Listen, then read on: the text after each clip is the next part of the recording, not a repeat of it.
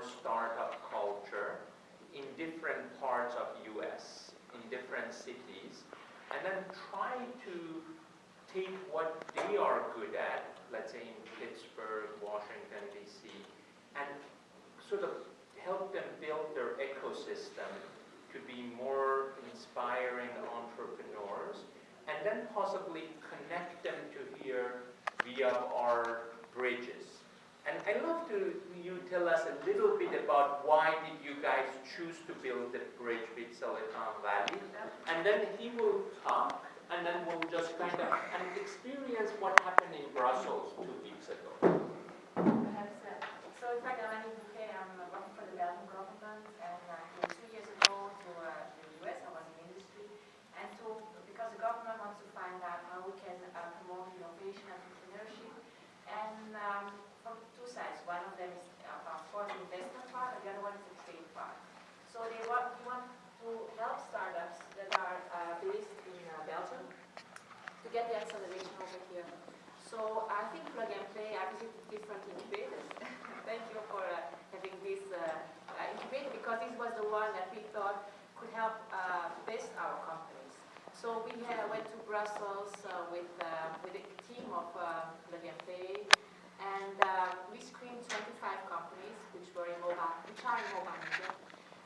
The big challenge for them is that, in fact, the market in Europe is, when you start these companies, the market is too small. So, and also from a technology point of view, we like also American companies. It's sometimes even better to first go to the US and then come back to Europe. So we really believe in a model that it will generate employment and create a GDP, which is my KPI in Belgium. So that's the reason why we had this agreement. And so 10 companies have been screened out of the 25. 10 we think would be, they have a product, they have a good team, they have a business model. So they will come by the end of this month to Silicon Valley. And so we will do what needs to be done to get an accelerator. Sounds great. It's one of our newest partnership, but I heard it was really exciting. They piggyback an already existing event on entrepreneurship. So we don't want to start everything. And then in fact they asked us to be one of the keynotes at the event.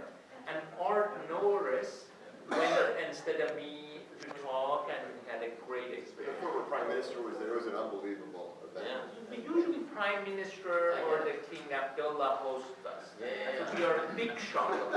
So you tell us a little bit about you, and then we'll open it up to the audience. Well, let me just say a few words. First of all, thank you for hosting me today. This is everything that I expected it to be, and even beyond, mostly because the people that I've met who are entrepreneurs, every single one of the stories, even in a minute and a half, I saw connections to opportunities, which is exciting. First, a bit of background. I serve as the President's Chief Technology Officer, and it's a role that did not exist in the United States government until the Obama administration. And it was because the President wanted to have a senior advisor who would help harness the power and potential of technology, data, and innovation to both improve the economy and to address and improve the lives of everyday Americans. In my responsibility as Chief Technology Officer, I focus on three things: job creation, opening up the government, and addressing areas like reducing healthcare costs and other national priorities that are critical. In the area of job creation, there's no question that entrepreneurship is the key policy lever that I'm focused on. And the reason for that is all the research has now shown that new businesses, yes, we've all heard of small businesses, but new businesses that did not exist prior to within the first 5 years account for the overwhelming share of net job creation, and that's been true over the last decade and beyond. So the real policy lever here is to isolate on the growth rate of new startups and to encourage and nurture them, not just on the coasts, but to find opportunities to promote entrepreneurship all over the United States. Now, I'm doing some long-range things and some medium-term things and then some short-run things. On the long-range side, President Obama is looking at infrastructure for the 21st century economy. You mentioned mobile. We actually see mobility and digital infrastructure for wireless, as an enabling capability that the United States wants to lead in. We want to lead the world as we have for the last umpteen years, 60 plus years, leading the world in wireless technology. So we're doing a lot to promote this. The President called for a spectrum initiative that would double the amount of wireless spectrum that we made available for broadband.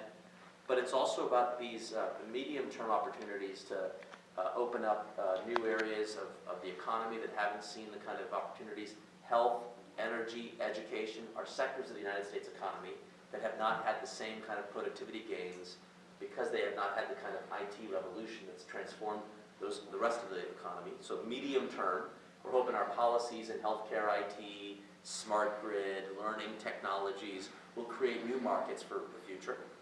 But then in the short run, we're struggling with what to do like next week or next month. And we are very much in the spirit of challenges, prizes, competition. And in 2010, we launched a number of initiatives to promote entrepreneurship through challenges, inspiring communities to say, what are your best ideas for generating university spin-offs or high-growth companies? And we had a competition, and 6 communities were awarded these little grants, $1 million grants, to demonstrate that they're going to take it to the next level.